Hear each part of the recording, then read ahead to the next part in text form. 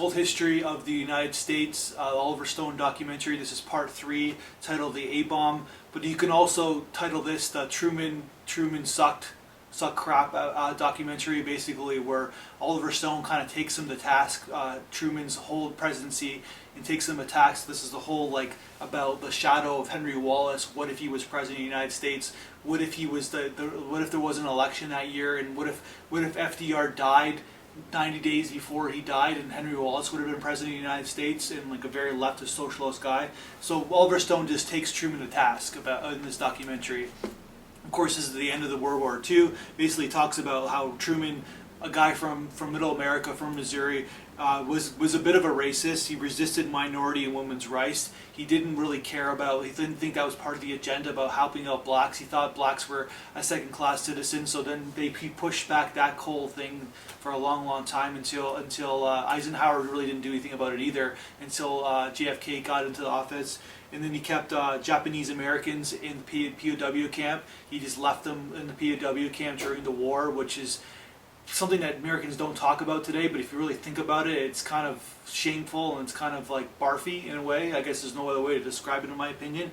And then he set up the A-bomb on Hiroshima, and he killed 300,000 people. So at the same time, you could also argue that Truman is the greatest mass murderer in the history of America, in the history of the world, so to speak. And basically, Oliver Stone takes the A-bomb to task because history books told me when I was learning history books taught us that the A-bomb needed to happen in order to stop the war. It actually saved more lives, especially Americans' lives in hindsight.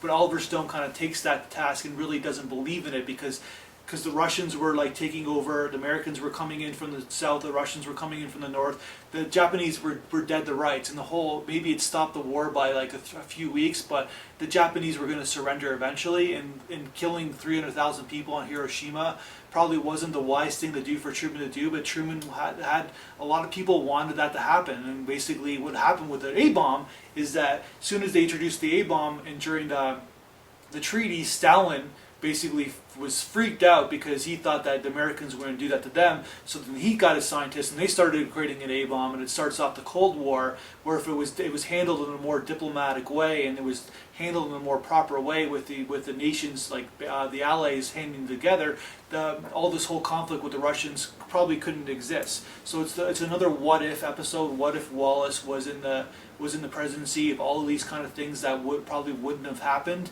And basically with the end, it sets up Americans' domination on the world, the whole A-bomb, showing the rest of the world that, listen to what we are, our dicks are 10 feet long, this is what you guys can't, we're going to take care of business in the world. And that's kind of what the real agenda was all along, well, according to Oliver Stone it was. That's my review.